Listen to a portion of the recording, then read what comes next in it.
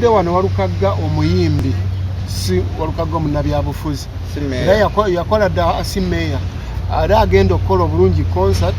nagenda dde naggulu kwedikoota nenfuna ebbaluwa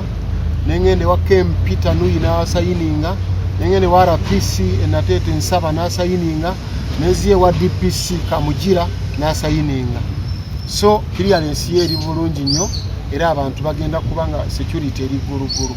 omutwalo gumu VIP emitwalo 2 ate tebo million 3 mulumba Walukaga dduka ekibabu sabasaba nga ndi muyimbi owayimba country music kozi siyagamba nti kadongo kamu nyimba kadongo kamu ye country music naye nga nyimba style zonna banga n'abatayimba kadongo kamu mbayiyiza bafina masanyalaze ezo zifunduukuluza aninze nziwandiika n'abalala abatagala kwogera nti nno tubawandiikira ne tubateeka mu nsi y'abacelebrity nga tulaba bakonye ne tubateekayo so olwaleero tuli wano press conference okutegeeza abantu baffe tumaze ebbanga ddene nga tulanga nga nina concert yenatuumye nti Lubaale Aluma oluyimba olwo nasazeewo dukola concert si lwakuba nti njagala nnyo ssente nti oba nina omululu gwa ssente naye nalabye nga public demand esusse oluyimba lukutte nnyo bantu balwagala ne babeera nga bo bennyininyini nga bebeesabidde concert kubanga si buli luyimba lwenyimba nti nkola concert nina ennyimba ezisoba 200 naye nakakola concert enegenda kuba nga ya 11 kitegeeza siri wa mululu nti buli luyimba lwenkola yadde abantu tebalwagadde nnyo nkola concert wabula nkolamu ezo zendaba nti zisaanye okukolwa concert ate era nti concert eno ngikola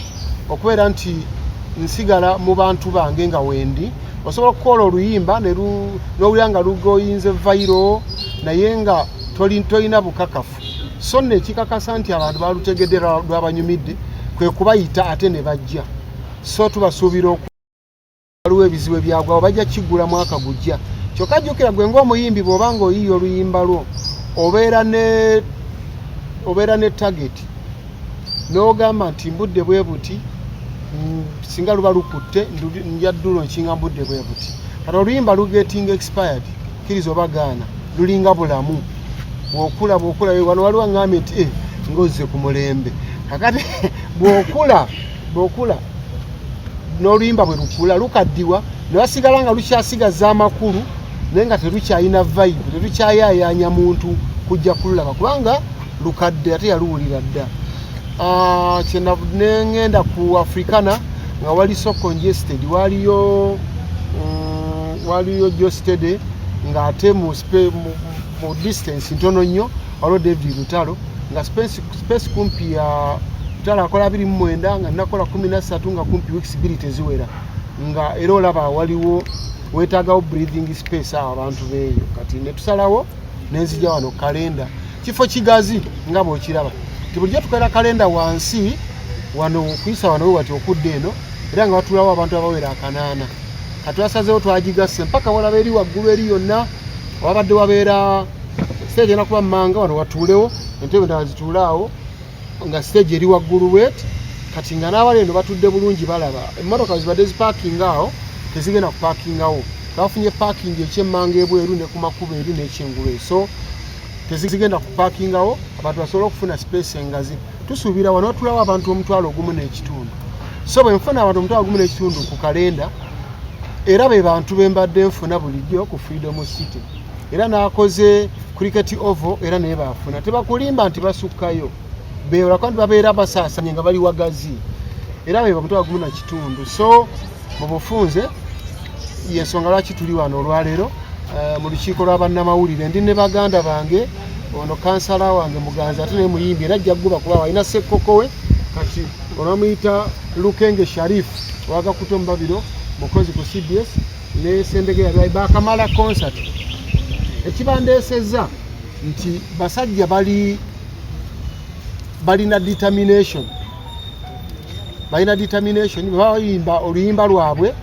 ne bagamba tugenda ndya zange ngamba bagenda kukola concert era nze nabayambako ne mbayimbirako netukola omukago naye balina okuyimbirako naye nti mbewuunyako kimu nti bamalirira olwafa abaludde nga tuyimba nnyimba hit nnyo oteeka concert n'obeera ne pressure naye bo bagamba ekijja kikole kijje so basajja bajja balina bagumu balina embavu kyevudde ntuula neewole ku mbavu zaabwe pressure ekole ekendeere naye nga tuli balamu bulungi nnyo era abantu banaabaze omutwalo gumu VIP mitwalo 2 tebo milioni 3 so mu bufunze ensonga lwaki tuli wano olwaleero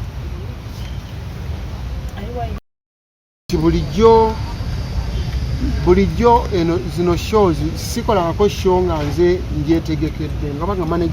management yange egitegese babeera ba promoter ne bategeka olumu n'akola byayagala n'aleeta ebyuma oba tebyogera ye aba anoonyaki sente n'aleeta ebyuma byayagala n'alanga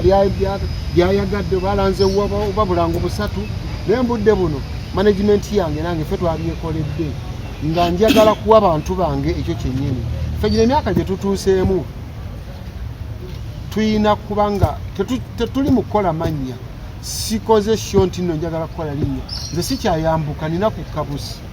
wabula nina kwekuumirayo nkola sho eyo yennyini abantu bange gye bansuubiramu nti emyaka 2 nga nnyimba abantu oba olina obbawa ekyo ekijja myaka ameka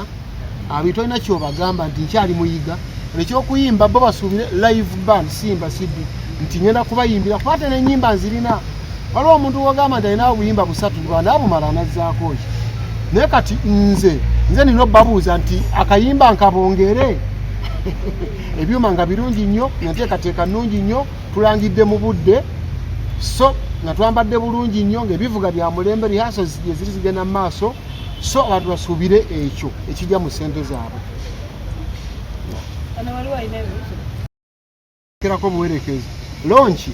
oba concert etegeeza nti bakwerekerako buwerekezi omuntu gwe bawerekera gw'osooka olugendo ne bakusanga mu kkubo ne bagamba gundi ngaasikatidde wano amafuta gakuweddeko ne bakwongereramu tosimbula nabo bwemusimbula nabo muba musimbulidde wamu olugendo luba lwammwe mwenna luno lwange naye nga gye bali bagenda kujja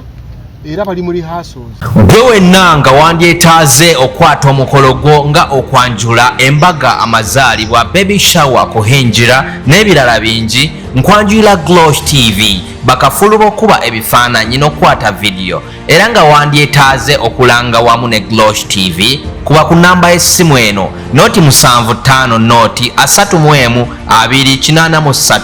tweyunire oleme kwejjusa.